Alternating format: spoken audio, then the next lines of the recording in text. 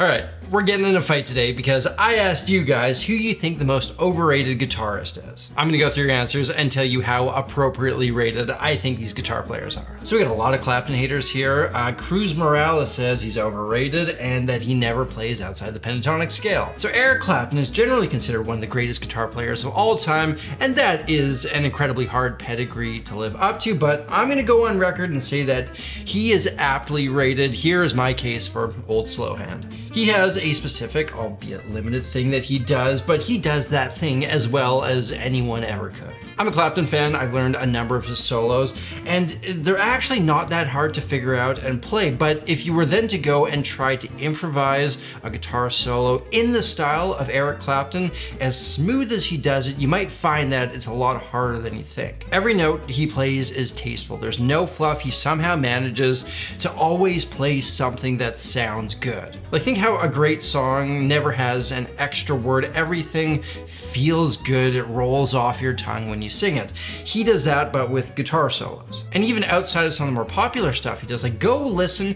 to him play I'm Tore Down live from 1995, and that is as good as that style can possibly be. Maybe you don't like it, but you gotta be able to respect it. And I think one of the things that people forget about Clapton is he is one of those guys that invented all of this. If you're comparing him against a modern blues phenom or something, yeah, it might be a little bit underwhelming, but you don't get that guy without Clapton. In fact, a lot of modern guitar playing can be traced directly back to Eric Clapton's early days with John Mayall and the Blues Breakers and Cream. And one of the things I particularly like about Clapton is you can hear an interesting evolution in his playing.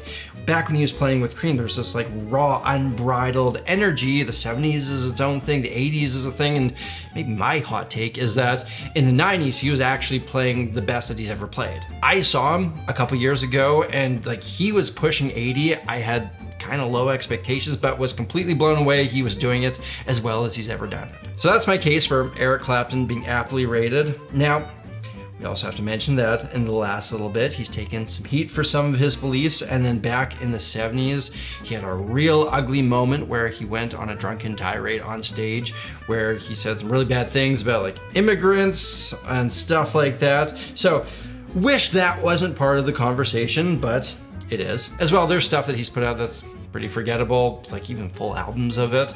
But you put all that aside, and he's one of the most important and impactful guitar players, in my opinion. Now, in this video, we're going to talk a lot about how guitar players solo, but really the most important thing that we do as guitar players is fulfill the rhythm role. And if you're looking to level up that side of your playing, I've packaged together my 3 rhythm courses, and we got a limited sale where you can get that bundle for only $14. In the course Into the Rhythm, we focus on how you can be a better rhythm guitar player. In Elevated Open Chords, we're taking those open chords that everybody knows and looking at new ways to bring them to life. If you're playing acoustic or electric and providing that accompaniment, the tricks in these lessons are going to show you some completely new things that are so much fun to implement. And then Chord Revolution, we take chords that you already know and look at how you can use them in ways that you never would have thought. The sale won't last long. Grab the rhythm bundle for only $14 when you use the link in the description, and you're going to get better at the thing that is most important for us guitar players to be good at. Anyways, let's get back to it. All right, so another guitar player that you guys said is overrated here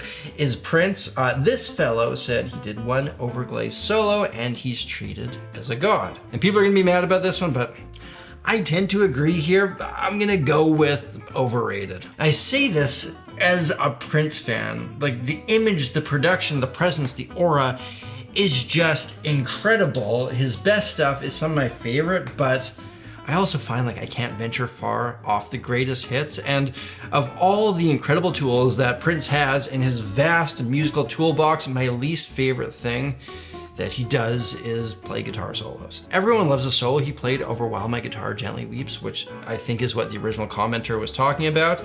And yeah, it just doesn't do anything for me. And to me, Prince's style of playing is very much just an explosion of notes, whereas I tend to prefer things that are more melodic and more spacious. I've never heard a Prince solo and been like, oh man, I want to do that. I want to steal that. I've never been in awe of his note choices. Now, I will say Prince's playing does have this one thing that only a handful of guitar players have, which is this raw energy and excitement that he can harness. I don't even know know if this is something that you can learn. Some people just seem to have it. Stevie Ray Vaughan, Hendrix, John Frusciante, Omar Rodriguez, Kurt Cobain, they bring the same kind of thing to the table. You know when you hear it, and it's this weird balance of being able to do the thing that you do quite well, but then not polishing it too much. It still sounds a little bit like the guitar player is fighting for it a bit. It's very much an offshoot of the blues tradition, and it's something that I do hold in high regard. So I would say that's the one redeeming quality in Prince's solo guitar playing, but yeah, there's not much else for me there. Now, I think the most common response that I got here is that Slash is overrated. Love Slash, love classic GNR. I saw them when they came to town. It was awesome, but yeah, it pains me to say it a little bit, but maybe a bit overrated. And I'm kind of basing this on how I saw him when I was 16, and now when I look, I'm kind of like, okay, that was maybe a bit much. I do think he is one of the greatest rock stars ever to exist. The aura, the persona, the swagger, the attitude, the look is just peak rock stardom. And you know, he was a big part of some of my favorite rock and roll music, though I do think a lot of the brilliance in GNR songwriting came from Izzy and Axl. But Slash in the studio, I guess with like the right producer or whatever, seems to come up with some of the most perfect and beautiful riffs and guitar solos, stuff that nobody else would ever come up with. When he's live, it can get a little sloppy and noodly, but also like he's running around, rocking out, putting on the best show ever, so I guess that's the trade-off there. And I guess the thing about Slash is he was the perfect lead guitarist for a band that came around at the perfect time, because Guns N' Roses was very much coming along at the tail end of hair metal, and they were this grimy, dirty rock reaction to what hair metal had become. And Slash's guitar playing very much embodied that reaction to 80s shred. Dirty, grimy, beautiful rock and roll. I think he's worthy of a lot of accolades. I'm a big fan, but maybe not the pedestal that 16-year-old me may have put him on. A lot of people also think John Mayer is overrated. This guy here says he's great, but no different than any other blues player. Big disagree for me. In my opinion, I actually think he's underrated. And it actually kind of bothers me how good John Mayer is at singing, songwriting, and playing guitar. Like, it's feasible for a mere mortal to get really good at one of those three, but to be as good as John is at all of them is just an incredibly rare trifecta. But let's focus on the guitar playing. At one point, I kind of thought, like a lot of people do, that he's just a Stevie Ray Vaughan clone. And this is just very much not true. Like, there's clearly a Stevie Ray Vaughan influence there, especially in the early years. But I've spent a lot of time studying Stevie Ray Vaughan as well as looking at John Mayer, and I can tell you that they do very different things. You set touch and intensity aside, and I think John Mayer could do a really good Stevie Ray Vaughan impression if he wanted to. I don't think Stevie Ray Vaughan could do the things that John Mayer does. And that's not to discredit Stevie. Like, John Mayer is very much standing on Stevie's shoulders in many ways, but you can only go so deep into Stevie Ray Vaughan. You can figure out what he's doing. His superhuman power was the intensity that he brought to the instrument, which is like pretty much impossible for normal people to recreate. But if you want to figure out like how he would pick his notes and learn how to do that, you can get there. And from some early bootleg recordings of John Mayer, like, he kind of figured that out in his teen years. And if you're spending as much time on the instrument as John Mayer has, you're gonna need to go deeper than one guy. By the Continuum era, you can clearly hear some other things starting to creep in. Like, listen to this line from 2005 that he plays.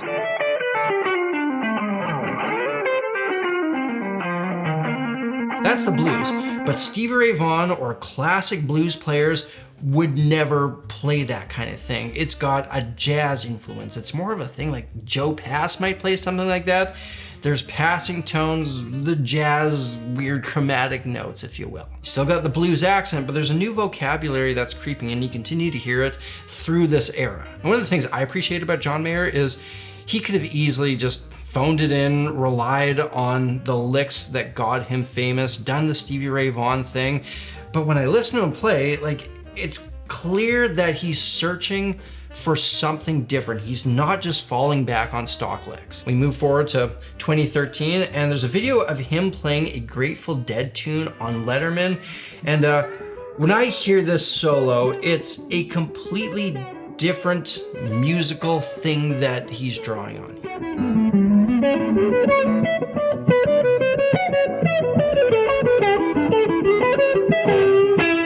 I tried learning this solo, and that phrasing is so hard to get under your fingers and into your mind. I mean, it's obvious to me that he's now studying Jerry Garcia. Like, the blues accent, always gonna be there, but this is different. And I've heard him talk about this transition. He says that he tried to like forget how to play the guitar kind of. Instead of like falling back into the things that he'd done a million times, he would, in this period, start reaching to the weird and the unknown and unexpected, unexplored places for him. And now when I hear him play with Dead & Company, there's just this incredible freedom and creativity in his phrasing.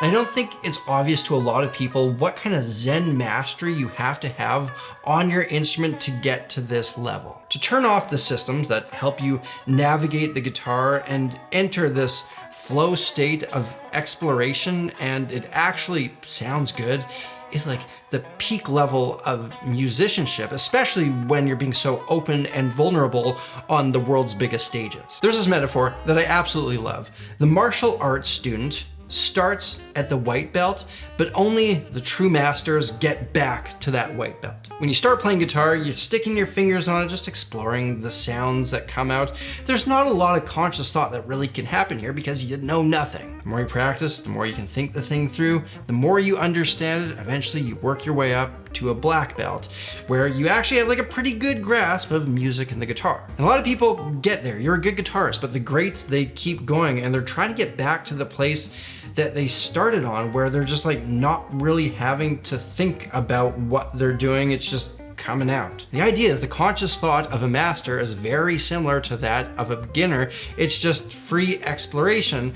But having gone that whole journey, acquiring this wealth of experience that you can draw on subconsciously, it actually sounds good and you can enter this like Zen-like state. That black belt that you earned, you've had it so long that it's become worn, it's faded by the sun, it almost looks white again. I think John Mayer is wearing that belt, and I don't think people actually understand what level he's actually playing at now. And I will say, if you are looking to pick up that black belt and go back around again, I do have a free ebook that you can download using the link in the description that just kind of goes over all the information that every intermediate guitar player really should know that's going to help them get to that advanced level. It's the reference guide that I would have loved to have had when I was working through this stuff. So I made it, and you guys can grab it for free. All right, Tom Morello. He's only got one interesting song / solo, and he doesn't really know how to play without effects. Tom Morello is a weird one for me.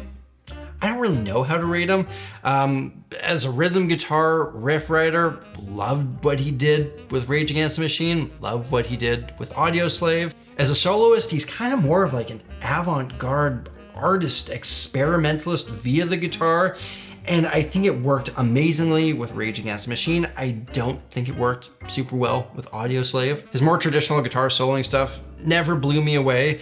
His innovation is what's most impressive, but to me it's more like sound art than it is guitar playing, even though it is through a guitar. So as a musician in the greater sense, I'm gonna say that he is aptly rated, but as specifically a guitar player, I'm gonna say overrated. This fella says Joe Bonamassa is overrated, but he's afraid Joe will be upset at him. So we're gonna censor out the username there. I actually find Joe to be aptly rated as a guitarist. He's an absolute blues phenom and has been since he was a child. I've seen a video of him playing when he was like 13, and he was so good back then. Tack on however many years and however much vintage gear that he's accumulated, and he's only gotten better and better. He's so smooth and precise. He knows the vocabulary as well as anyone alive. His technique is so good. In this style, I don't love when it gets too polished. I want to hear the dogfight in the guitar playing. The blues is a music born of deep suffering. I like to hear that in the guitar part. Like, I like to hear a guitarist who sounds like they're at war with their guitar, maybe even against their guitar. And to me, that embodies the soul of the blues. And guys like Joe Bonamassa, Eric Johnson, and the like they're too good. And with that, it kind of loses something for me, but hey, if the critique is that you're too good, that is probably not the worst critique in the world. A lot of guys had this kind of thing to say about Polyphia's Tim Henson. He's very skilled, but constant sensory overload. So I've heard more people talk about polyphia than I actually have heard polyphia music, so I'm definitely not an expert on this one, but from what I've heard, my feeling is he seems aptly rated. An incredible technician, what he can do on the instrument is mind-blowing, and I got a lot of respect for the composition side of things too. As far as my personal taste goes, I like it in certain doses, but it's not really for me. Being impressed and in awe of a guitar player is not what I'm looking for in my relationship with music. Shredding, technical guitar playing, it just never really hooked me in. Like the original commenter, I just kind of get overwhelmed by it. Simple, melodic stuff for the guitar is very much like a supporting role, is the stuff that I want to hear, and polyphia is very much not that. But I feel like they do what they do as well as anybody could do it, so nothing but respect for them. Carlos Santana. There's kind of two Carlos Santanas to me. There's the young Carlos Santana from the Woodstock era, and then there is the pop version of Carlos Santana who took over the pop charts in the early 2000s. Young Santana, I'm gonna say, is underrated. He played with this fire, this excitement. It was experimental. He was onto something new, and you could just like sense the energy in his playing. The Woodstock performance, the Abraxas album, love that stuff. And I think this often gets overshadowed and people tend to forget about how cool the stuff that Santana was doing back then actually was. Because the second gen of Santana, quite overrated. I don't know, it's because I heard all of those songs off Supernatural way too many times, but yeah, I never need to hear any of those tunes ever again. I guess like the guitar playing on songs like Smooth and Maria Maria was tasteful, but I just don't think it's anything special. Any studio musician could have come up with those parts. Like props for having one of the most impressive second acts anyone's ever had in a musical career, but that's what so many people know him for, and it's just not a thing that I'm a big fan of. And last, of course, we're gonna get a lot of people who say that Jimi Hendrix is overrated because he's commonly considered the greatest guitar player of all time, and that's a real tough standard to live up to. And I can see why people would say that he's overrated, but in my opinion, it's totally accurate. He is the greatest who's ever done it. And I'm gonna try to keep my Hendrix is the greatest rant at bay a little bit here because I did make a full video on this subject a little while ago, so let's keep this brief. The critics in 2025 would say that they've heard people do the Hendrix thing countless times. Why is it so impressive? And the thing is, so much of what we take for granted on guitar, the way that we play it, the sound of it, the tones, things that are just intrinsically tied into guitar, Hendrix did a lot of that stuff first. There is guitar before Jimi Hendrix and there is guitar after. Nobody launched the instrument forward in a new direction like Jimi Hendrix did. Eddie Van Halen is a close second, but he wasn't as influential. Chuck Berry, Charlie Christian, Jimmy Page, all the other greats, they are second to what Jimi Hendrix innovated. I've talked to guitar players who watched this happen back in the 60s, and they'll tell you, it was like guitar went from being in black and white to suddenly being in color when Jimmy came along. Because you gotta remember, like the meanest sounding thing that came from the instrument before Jimi Hendrix came along was something like this.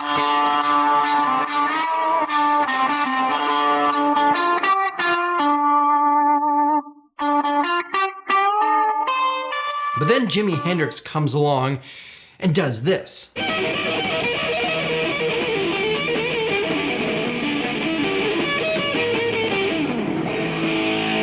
And even besides that, like, even though most of us have Jimi Hendrix in our DNA, it still is incredibly hard to play and phrase like him. He's got that energy thing that guys like Prince has. He's got that dogfight that he brings to the instrument, but then he also has this style of phrasing that just sounds like it comes from a different place. With a lot of my favorite guitar players, I don't find it that hard to get in their heads and figure out what they might play in a situation. But with Jimi Hendrix, it's nearly impossible to do that, and that's even with that roadmap. Jimmy paved the path. So in my opinion, he's aptly rated, and I'll even go as far as saying like he's actually kind of underrated as a songwriter. People praise his guitar playing and innovation all the time, but the songs were the backdrop to all of that, and he doesn't reach the level that he reaches in that pretty small period of time without that incredible catalog of songs that he wrote. Ladies and gentlemen, there you have it. The most overrated guitar players according to you guys and my thoughts on them.